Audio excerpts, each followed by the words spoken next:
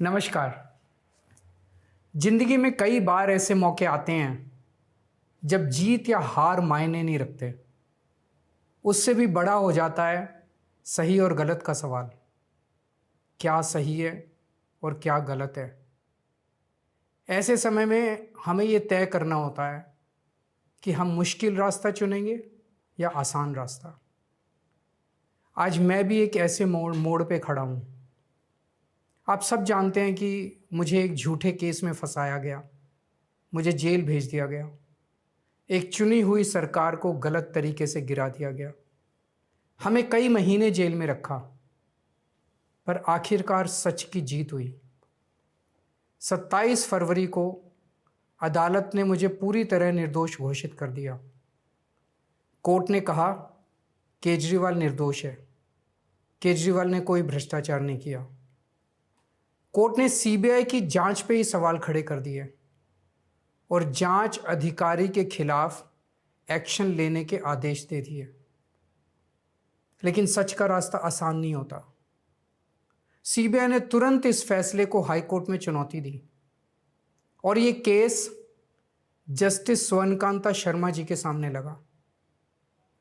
तब मेरे मन में एक बहुत बड़ा सवाल उठा, क्या इनके सामने मुझे न्याय मिलेगा? मेरे मन में ये प्रश्न क्यों आया? इसके कई कारण हैं, पर दो कारण मुख्य हैं।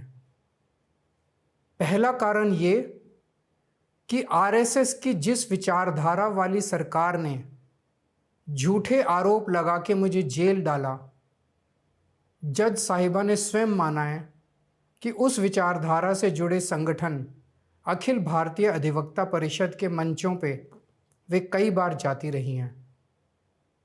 मैं और आम आदमी पार्टी उस विचारधारा के घोर विरोधी हैं। ऐसे में क्या उनके सामने मुझे न्याय मिल सकता है? दूसरा कारण कॉन्फ्लिक्ट ऑफ इंटरेस्ट। कोर्ट में मेरे विपक्ष में केंद्र सरकार की सीबीआई है और जस्टिस स्वर्णकांता जी के दोनों बच्चे केंद्र सरकार में काम करते हैं। उनके दोनों बच्चे केंद्र सरकार के वकीलों के पैनल में हैं।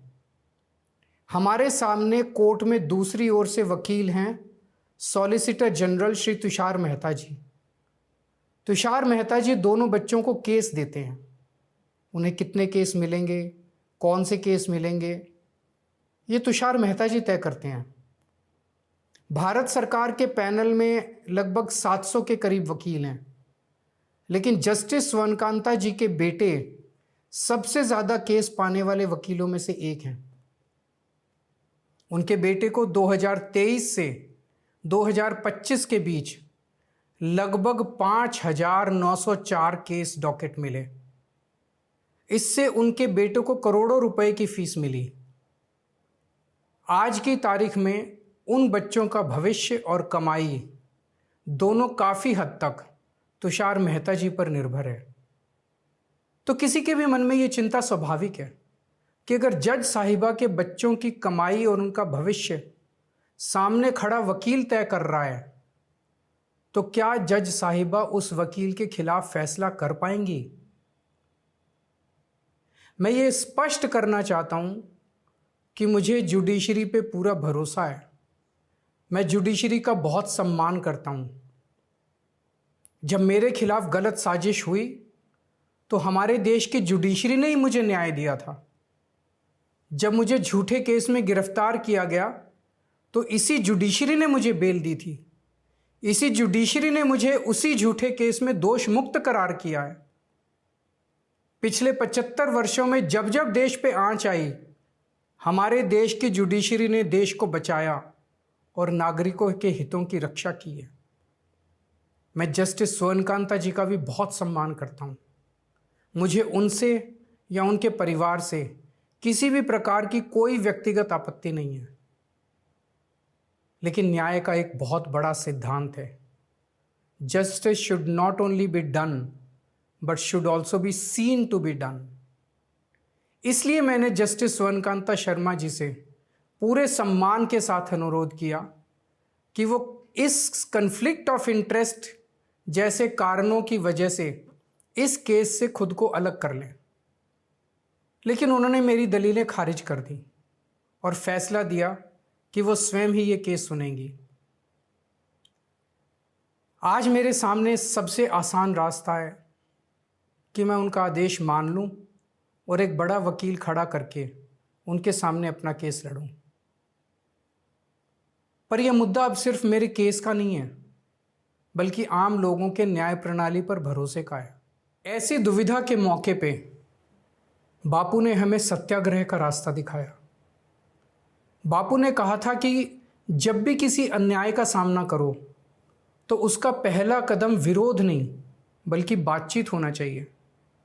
अपनी बात अन्याय करने वाले के सामने पूरी विनम्रता के साथ रखनी चाहिए और उसे सुधारने का पूरा मौका देना चाहिए। सारी कोशिशों के बाद भी अगर न्याय ना मिले तो अंतरात्मा की आवाज़ सुनो। यदि अंतरात्मा की आवाज़ कहती है कि न्याय नहीं हुआ तो शांति और विनम्रता के साथ सत्याग्रह करना चाहिए।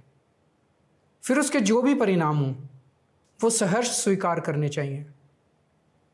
पर इस पूरे प्रकरण में अन्याय करने वाले व्यक्ति के प्रति किसी भी प्रकार की नफरत या गुस्सा नहीं होना चाहिए।